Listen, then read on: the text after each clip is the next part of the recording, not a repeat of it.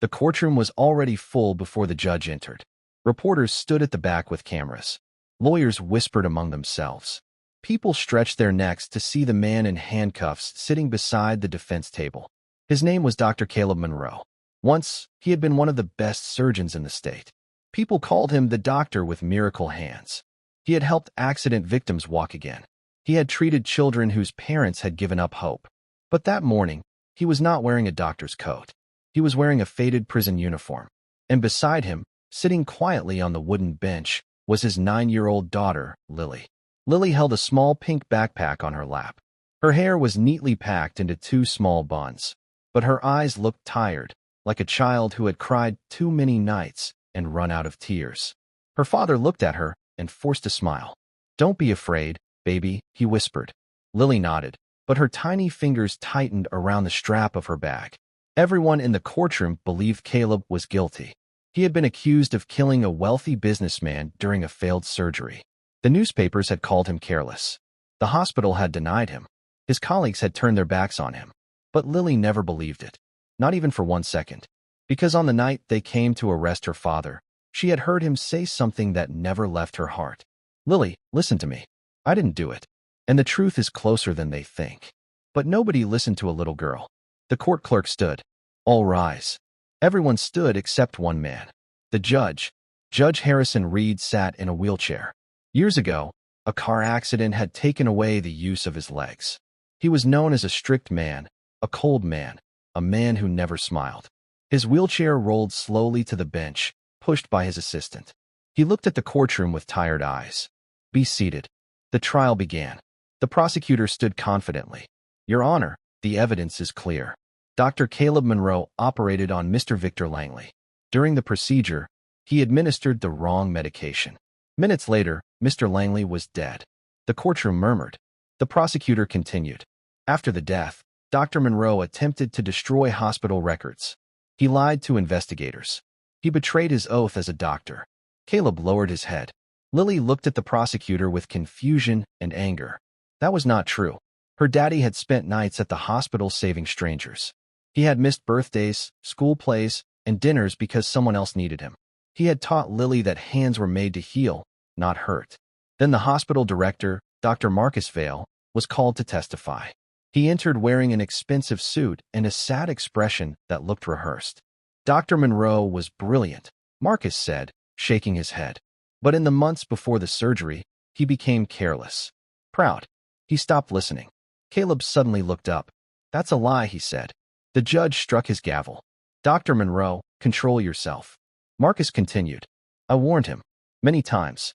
But he believed he could do anything." Lily stared at Marcus. She knew him. He used to visit their house. He used to call her little princess. He used to eat her mother's cooking before Lily's mother died. He used to laugh with her father. Now he was lying. One by one, witnesses spoke against Caleb. A nurse claimed she saw him change the medication. A hospital technician said he saw Caleb deleting files.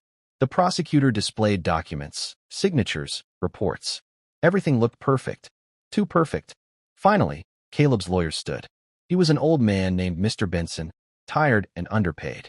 He had tried his best, but the case was too powerful. The hospital had money.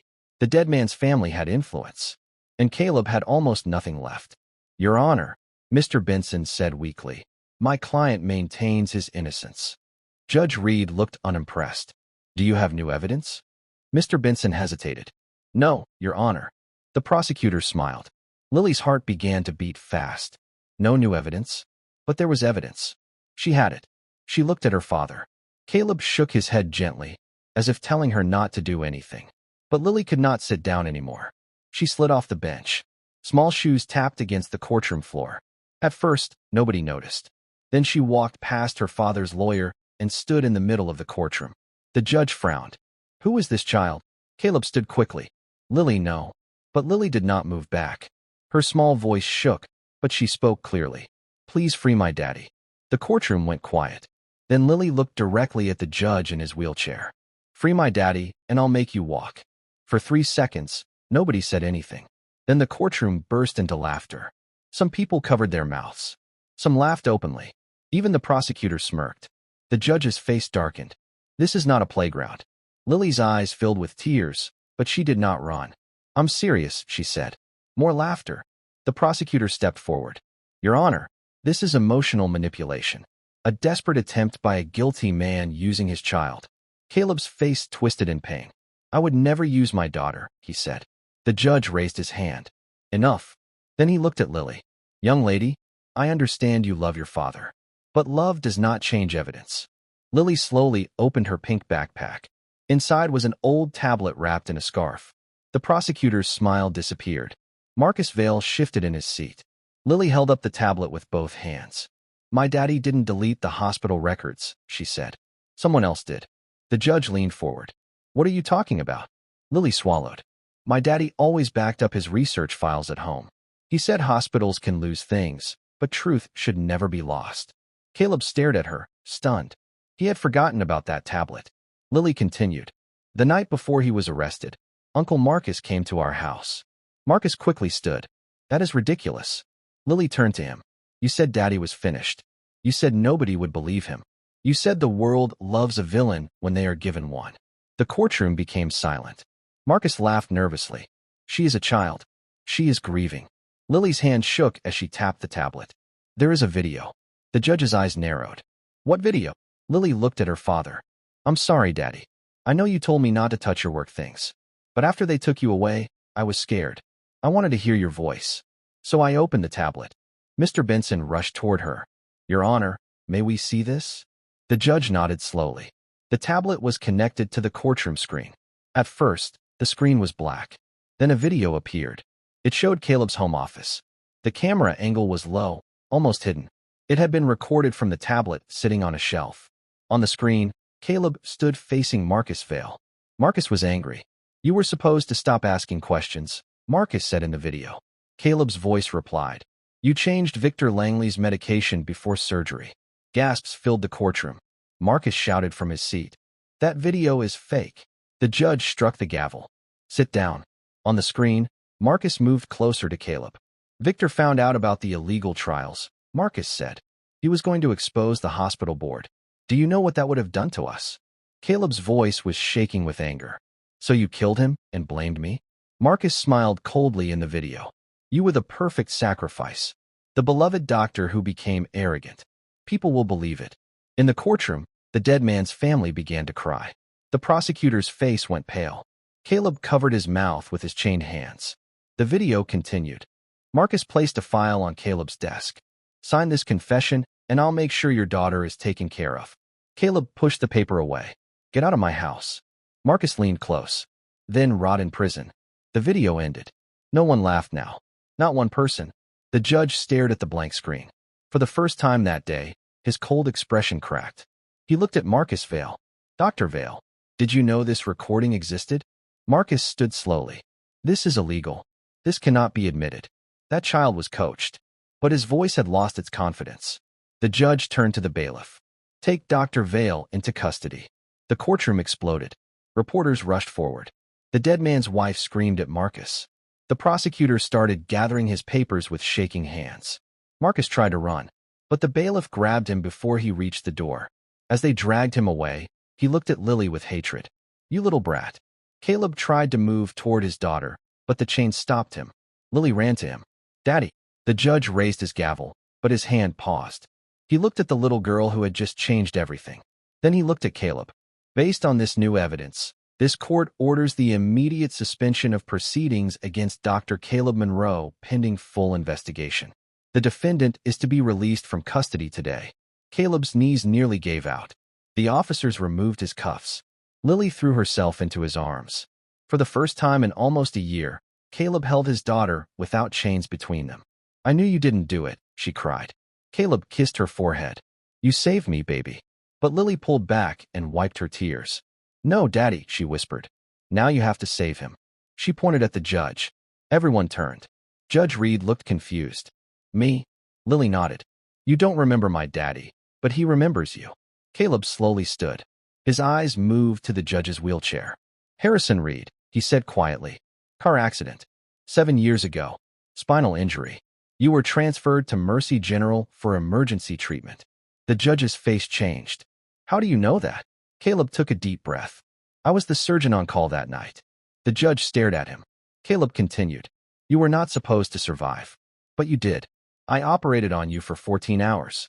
The courtroom fell silent again. The judge's lips parted slightly. That was you. Caleb nodded. I wanted to follow up on your case, but your family moved you to a private facility. Years later, I developed a procedure and therapy plan for patients with your type of injury. Not a miracle. Not magic. Hard treatment. Painful therapy. But possible. Lily looked at the judge. That's what I meant, she said softly. My daddy can help you walk. The judge looked down at his legs. For years, people had promised him hope and failed. Doctors had spoken in careful words. Specialists had shaken their heads. He had buried his dreams so deep that even kindness annoyed him. But now, the man he had nearly sent to prison was the same man who had once saved his life. Judge Reed removed his glasses. His voice was low. I laughed at your daughter. Caleb said nothing. The judge looked at Lily. I am sorry. Lily nodded, but she did not smile. People always laugh when children tell the truth, she said. Those words entered the courtroom like thunder. Months passed. Marcus Vale was charged. The hospital scandal opened like a wound. Illegal trials. Hidden payments. Altered records. More victims came forward. Caleb's name was cleared completely. But Caleb did not return to the hospital. Instead, he opened a small rehabilitation clinic. On the first day, a black car stopped outside. The door opened. Judge Harrison Reed arrived in his wheelchair. There were no cameras, no reporters, no courtroom, just a man who had lost hope and another man who had every reason to turn him away. Caleb stood at the clinic entrance. For a moment, both men said nothing. Then the judge spoke. Do you still think I can walk? Caleb looked at Lily, who stood beside him smiling.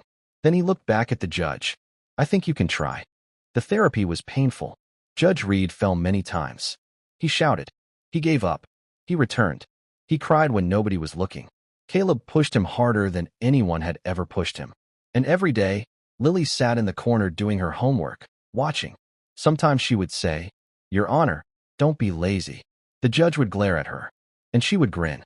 One afternoon, almost 8 months later, the clinic was quiet. Judge Reed stood between two metal bars, sweat dripping from his forehead. Caleb stood in front of him. Lily stood behind Caleb, holding her breath. The judge's hands trembled. His legs shook. I can't, he whispered. Caleb's voice was firm. You can. The judge closed his eyes. Then, slowly, he lifted one foot. A tiny step. Then another. Lily gasped. Caleb's eyes filled with tears.